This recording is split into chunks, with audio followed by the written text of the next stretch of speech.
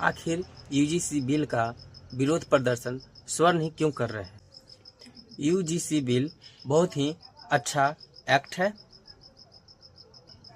इस एक्ट से जितने भी बड़े बड़े कॉलेज, स्कूल, हॉस्टल या किसी भी उच्च संस्थान में जो दलित बच्चों के साथ भेदभाव किया जाता था, अत्याचार होता था, उसका शोषण होता था, वे सभी बंद हो जाएंगे।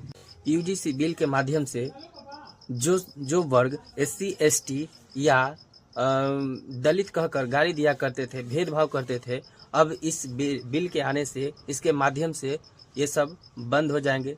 संविधान हमें समान रूप से स्वतंत्रता और समानता का अधिकार प्रदान करती है। आखिर SC ST OBC को भेदभाव की समस्या का सामना क्यों करना पड़ रहा है?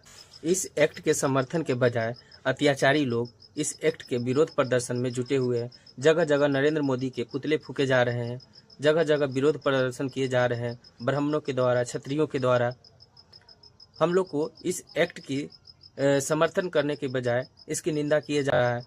एक तरफ तो हम लोग हिंदू राष्ट्र और हिंदू राष्ट्र के नारा लगाते चलते फिरते हैं और दूसरी तरफ भेदभाव की अग्नि में जलते रहते हैं। अगर कोई कानून किसी भी समूह या वर्ग की समस्याओं को समाधान करने के लिए लाया गया है तो इसमें दिक्कत क्या है? इसमें समस्याओं का समाधान होगा तो लोग विरोध प्रदर्शन में जुटे हुए हैं। किसी वर्ग का कल्याण होने जा रहा है तो इसमें आप लोग को परेशानी क्या है? ऐसे ही पक्षपात और भेदभाव समाज को और देश को, साथ ही साथ देश को खोखला करती है। देश का हर नागरिक जब तक गौरवान्वित और सम्मानित महसूस नहीं करेगा, वह देश मजबूत नहीं हो सकता है। यूजीसी एक्ट देश के हित में है। जो भी लोग इसका विरोध प्रदर्शन कर रहे हैं, ऐसा बिल्कुल नहीं करना चाहिए। हमें इन लोगों का सपोर्ट करना चाहिए।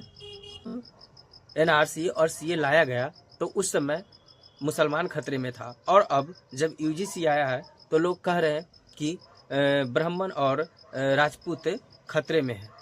सच तो यह है कि आप सभी 3000 वर्ष पीछे जाने की सोच रहे हैं, जहां पर दलित वर्गों को, SC ST को बहुत ही दोहन किया जाता था, शोषण किया जाता था, उनका मानसिक प्रताड़ना होती थी, शारीरिक कष्ट होता था। लोग जहाँ पर भी कहीं जाते थे तो उन्हें मंदिर या कहीं भी ऐसे प्रतिष्ठित स्थान पर बैठने नहीं दिया जाता था।